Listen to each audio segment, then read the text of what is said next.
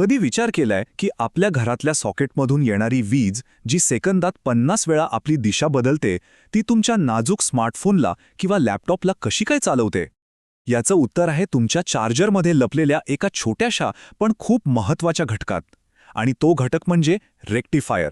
तर आज आपण याच रेक्टिफायरचा संपूर्ण प्रवास पाहणार आहोत.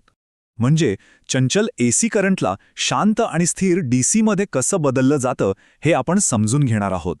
ओके, तर आज आपण काय काय बघणार आहोत. सगळ्यात आधी एसीला डीसीमध्ये बदलायची गरजच काय आहे हे समजून घेऊ. मग हाफ वेव्ह रेक्टिफायर जो पहिला प्रयत्न होता तिथून प्रवास सुरू करू.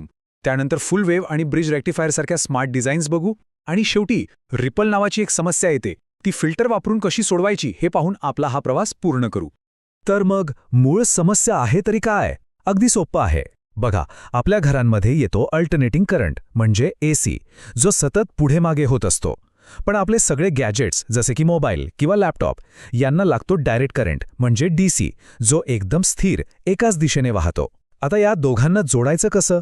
यावर एक जबरदस्त उपाय आहे. आणि तो उपाय म्हणजे डायोड. डायोडला आपण विजेसाठी एक वन वे गेट किंवा वन वे व्हॉल्व्ह समजू शकता. जसे एखाद्या व्हॉल्व्हमधून पाणी फक्त पुढे जाऊ शकतं, मागे नाही, अगदी तसंच डायोड करंटला फक्त एकाच दिशेने वाहू देतो. जर करंट योग्य दिशेने आला तर दरवाजा उघडा, पण दिशा चुकली की दरवाजा एकदम बंद. आता हे जे दरवाजा उघडणं आणि बंद होणं आहे ना, यालाच टेक्निकल भाषेत बायसिंग असं म्हणतात. जेव्हा करंट बरोबर दिशेने येतो तेव्हा डायोड फॉरवर्ड बायस्ड असतो. म्हणजे काय तर व्हॉल्व्ह उघडा आहे. आणि जेव्हा करंट उलट दिशेने यायचा प्रयत्न करतो तेव्हा तो रिव्हर्स बायस्ड होतो, म्हणजे व्हॉल्व्ह बंद. बस याच दोन सोप्या नियमांवर संपूर्ण रेक्टिफिकेशनचा खेळ चालतो. चला तर मग आता या वन वे व्हॉल्व्हचा वापर करून बनवलेलं पहिलं आणि सगळ्यात सोपं सर्किट बघूया. ते म्हणजे हाफ वेव्ह रेक्टिफायर. नावावरूनच कळतंय की हे सर्किट एसी वेव्हच्या फक्त अर्ध्याच भागाचा वापर करतं. सुरुवात म्हणून ठीक होतं, पण खरं सांगायचं तर हे खूपच अकार्यक्षम होतं. हा बघा याचा सर्किट डायग्राम किती सोपा आहे बघा.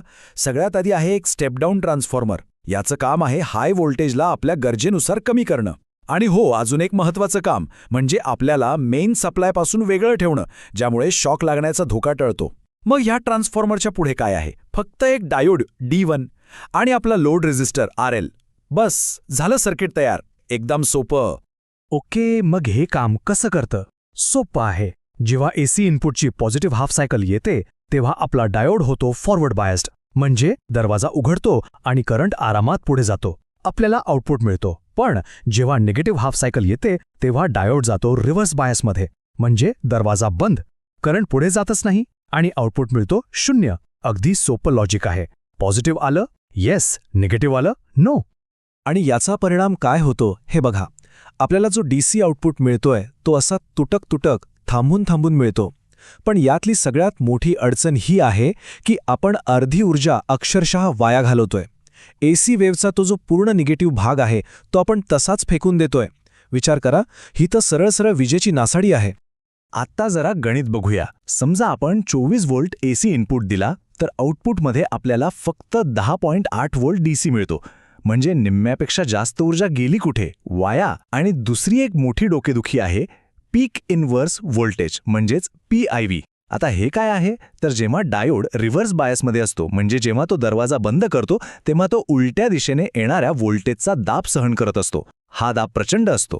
24 व्होल्ट इनपुटसाठी हा दाब तब्बल 34 व्होल्ट असतो. याचा अर्थ आपला डायोड तितका मजबूत पाहिजे, नाहीतर तो खराब होऊन जाईल. तर मग हाफ वेव्हमध्ये जी ऊर्जा वाया जात होती ती वाचवण्यासाठी पुढचा उपाय शोधला गेला आणि तो होता फुल वेव्ह रेक्टिफायर. याचं ध्येय अगदी स्पष्ट होतं. जी निगेटिव्ह हाफ सायकल आपण फेकून देत होतो तिला सुद्धा कामाला लावायचं.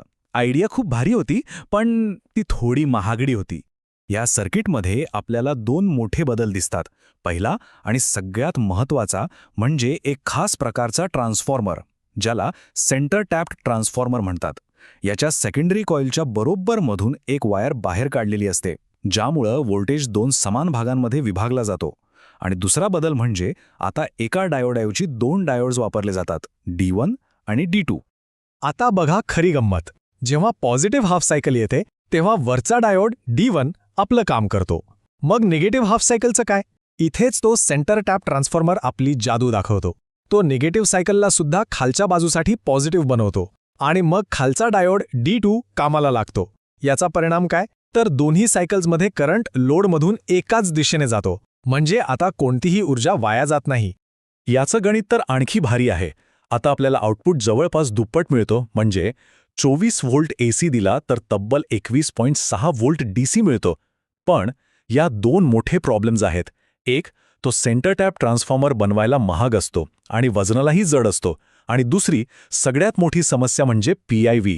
इथे प्रत्येक डायोडवर येणारा रिव्हर्स व्होल्टेजचा ताण थेट दुप्पट होतो, म्हणजे जवळपास 68 व्होल्ट. ही खूप मोठी टेक्निकल अडचण होती. आता महागडा ट्रान्सफॉर्मर आणि दुप्पट PIV स्ट्रेस या दोन्ही समस्यांवर एक अत्यंत हुशार आणि सुंदर उपाय शोधून काढण्यात आला. तो म्हणजे ब्रिज रेक्टिफायर.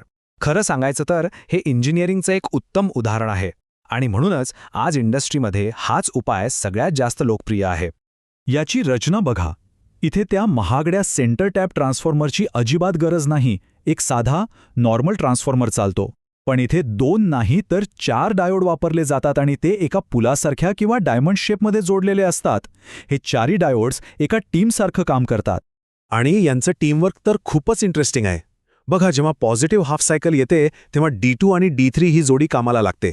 ते करंटला लोडमधून पाठवतात. आता जेव्हा निगेटिव्ह हाफ सायकल येते तेव्हा त्यांची जागा D1 आणि D4 ही दुसरी जोडी घेते. आणि गंमत म्हणजे ही जोडीसुद्धा करंटला अगदी त्याच दिशेने लोडमधून पाठवते. म्हणजे काम फुल वेव्हचं होतंय, पण पद्धत खूपच स्मार्ट आहे. ओके, आता या टेबलमध्ये एका नजरेत सगळं स्पष्ट होईल. बघा, ब्रिज रेक्टिफायर आपल्याला फुल वेव्हसारखा जास्त आउटपुट देतो. पण सगळ्यात महत्त्वाचा पॉइंट कोणता? तर डायोडवरचा PIV स्ट्रेस. तो फुल वेव्हच्या तुलनेत निम्मा असतो आणि आपल्याला तो महागडा सेंटर टॅप ट्रान्सफॉर्मर पण लागत नाही. सोप्या भाषेत सांगायचं तर आपल्याला दोन्ही डिझाईनचे चांगले गुण मिळतात आणि तोटे मात्र टळतात. एकदम बेस्ट डील. आणि ह्या कमी PIVचा थेट फायदा होतो डायोड निवडताना. उदाहरणार्थ ही IN 400X सिरीज बघा.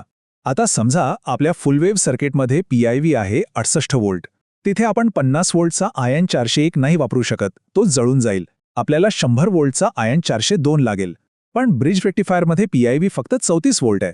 त्यामुळे तोच स्वस्त आणि सहज मिळणारा IN 401 इथे आरामात चालतो. म्हणजे पैशांचीही बचत. ठीक आहे, तर ब्रिज रेक्टिफायरने आपलं काम तर उत्तम केलं. पण अजूनही एक छोटीशी अडचण बाकी आहे. आपल्याला जो DC मिळालाय तो अजूनही बॅटरीतून मिळणाऱ्या DC सारखा सपाट, सरळ रेषेत नाहीये. तो अजूनही लाटांसारखा वर खाली होतोय. याला पल्सेटिंग DC म्हणतात. आणि असा DC आपल्या नाजूक इलेक्ट्रॉनिक उपकरणांना चालत नाही. व्होल्टेजमधल्या ह्या चढ उतारांनाच रिपल असं म्हणतात. याचं उत्तम उदाहरण म्हणजे जर असा पल्सेटिंग DC आपण थेट एखाद्या स्पीकरला दिला तर त्यातून एक विचित्र हूं किंवा बझिंग असा आवाज यायला लागतो. म्हणूनच आपल्याला हे रिपल्स काढून टाकावे लागतात, जेणेकरून आपल्याला एक शुद्ध, स्थिर DC मिळेल. आणि हे महत्त्वाचं काम करतात फिल्टर सर्किट्स. फिल्टरचं काम कसं चालतं हे समजायला पाण्याची टाकीचं उदाहरण एकदम परफेक्ट आहे. विचार करा की रेक्टिफायर म्हणजे एक पंप आहे जो थांबून थांबून झटक्यात पाणी फेकतोय. पण जर आपण त्या पंपाच्या पुढे एक पाण्याची टाकी लावली तर काय होईल? बरोबर, पंप चालू असताना टाकी पाणी साठवेल आणि जेव्हा पंप थांबेल तेव्हा ती टाकीतलं साठलेलं पाणी पुढे सोडत राहील. त्यामुळे पाण्याची धार बऱ्यापैकी स्थिर राहील. आपला कॅपॅसिटर फिल्टर अगदी हेच काम करतो. जेव्हा व्होल्टेजची लाट येते तेव्हा तो चार्ज साठवून घेतो आणि जेव्हा व्होल्टेज कमी व्हायला लागतो तेव्हा तो साठवलेला चार्ज सोडून ती दरी भरून काढतो. इथे बघा, फिल्टर लावल्यानंतर आपला तो पल्सेटिंग DC कितीतरी जास्त गुळगुळीत आणि स्थिर झालाय. आता हा DC आपल्या गॅजेट्समध्ये वापरण्यासाठी तयार आहे. तर आपण या प्रवासाच्या शेवटच्या टप्प्यात आलो आहोत. आपण एका मूळ समस्येपासून सुरुवात केली होती आणि टप्प्याटप्प्याने एक सुधारणा करत एका पूर्ण उपायापर्यंत पोहोचलो. चला तर या सगळ्या प्रवासावर एकदा पटकन नजर टाकूया. तर हा होता आपला संपूर्ण प्रवास. एका अकार्यक्षम हाफ वेव्ह रेक्टिफायरपासून एका महागड्या पण चांगल्या फुल वेव्ह रेक्टिफायरपर्यंत आणि तिथून एका स्मार्ट कार्यक्षम ब्रिज रेक्टिफायरपर्यंत. आणि मग शेवटी फिल्टरने त्या प्रवासाला पूर्ण केलं आणि आपल्याला मिळाला शुद्ध, स्थिर DC. पण एक प्रश्न उरतोच. आजच्या फास्ट चार्जिंगच्या जगात जिथे प्रत्येक सेकंड महत्त्वाचा आहे, तिथे ही डिझाईन्स पुरेशी आहेत का? की भविष्यातल्या गॅजेटची विजेची वाढती भूक भागवण्यासाठी आपल्याला रेक्टिफायर टेक्नॉलॉजीमध्ये एका नव्या क्रांतीची गरज लागेल? हा एक विचार करण्यासारखा प्रश्न आहे, नाही का?